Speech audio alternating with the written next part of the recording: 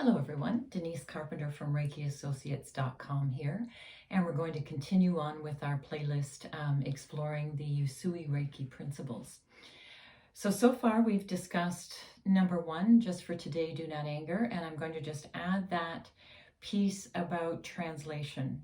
The principles have been translated from the Japanese language directly into the English language, so like the grammar's a bit off, there's a bit of we lose a little bit in translation. So the don't take the meaning literally. Just for today, do not anger doesn't really mean that. So go back and listen to the video on just for today, do not anger. Number two is just for today, do not worry. And again, there's a whole discussion about that. So it's the translation of the words. Today, we're going to change gears a little bit. So the first two principles are about bringing our energy into the present moment as much as we can. Anger seems to keep us hooked in the past. Worry seems to keep us hooked to the future, or it could be in the past about something we've done or something that's happened to us. And the goal is to bring all of the energy we can into the present moment. And then once we're in the present moment, we have greater capacity to make different choices. So today we're going to switch gears to what would be the choice once you're most present. So the third principle is just for today, I choose to live in gratitude. I honor myself, my parents, my teachers, and my elders.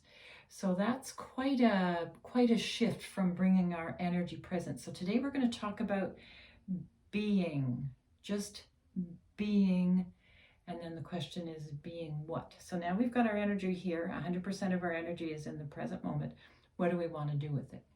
So the teaching in Reiki is if the more you can come from the place of being, the energy of gratitude, of unconditional love, of joy, and of peace, there's a difference in how your life will flow. That's another part of this principle. It talks about the energy of engagement. So the energy of engagement means we, as an energetic being, as we connect with another energetic being, what we give out is what we get back. So like attracts like. So if we can give from the place of gratitude to that being, that's what will come back. If we give from a place of frustration to that being, that's what will come back.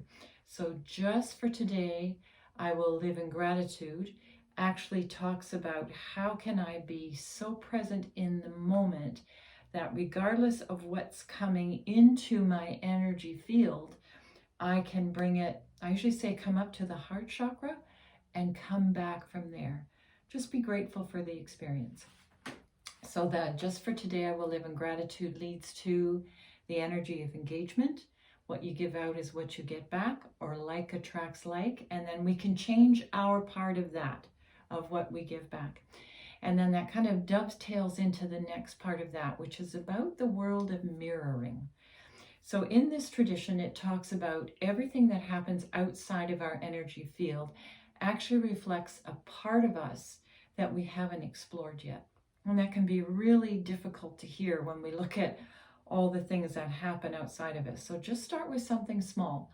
So if you have someone in your life that just kind of pushes your buttons, just kind of pushes your buttons, have a look inside. So this is what this gratitude principle is about. Have a look inside. So we're going to be grateful for the lesson coming from that person or those people or that event that's kind of pushing our buttons or helping us find our triggers. Because the more we can help those triggers kind of dissipate into just allowing the flow to move through us, the less drama we'll have in our lives. So just for today, I will live in gratitude. Also talks about the energy of engagement, like attracts like.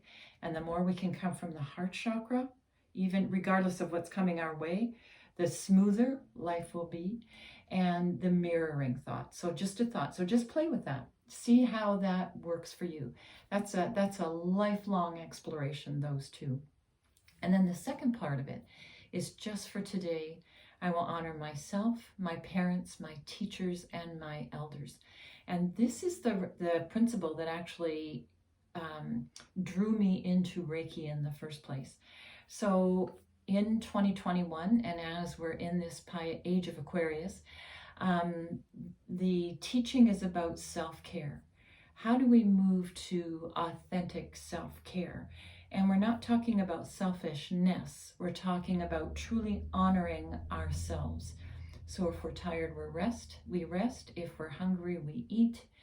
If there's too much drama happening in the situation, we give ourselves permission to have a timeout, or we give ourselves permission to explore it in a different way, or with some kind of help if we need that.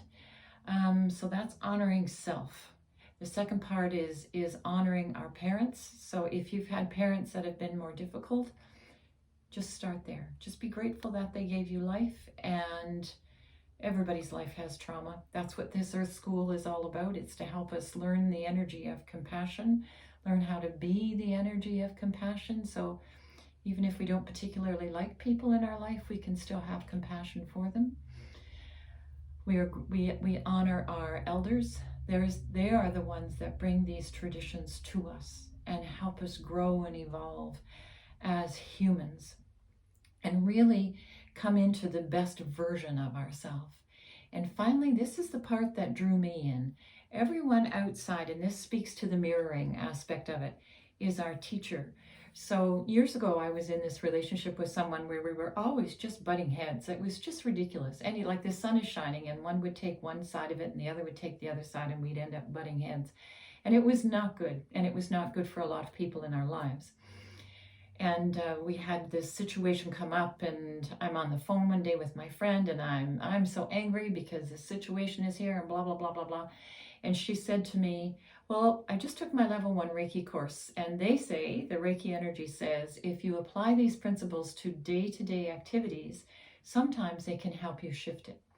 So the first principle was just for today, do not anger. So I'm in anger, so that didn't work very well. I just got more angry. The second one is just for today, I will not worry. And this, we were in loggerheads about something involving people who were very dear to me. So I was very worried about where this could go. That didn't help. The third principle was just for today, I will be grateful. Well, I'm not grateful. I wasn't grateful, let me tell you. And then we got to the part of I will honor myself, my parents, my elders, and teachers. And as soon as she said that word teacher, the universe kind of gave me two pictures in my head. It showed me Xena, the warrior princess. She had her shield up, her sword drawn, and she was ready to continue battling. And it showed me, young me at that age, sitting under a tree with this brook going by. And on this beautiful stone bench, I was sitting there talking to Jesus. And it simply said to me, choose. Choose. There's no right or wrong here. You can continue being the warrior princess, or you can shift this and choose peace and calmness. And in that moment, I thought, I'm going with peace. So I chose peace.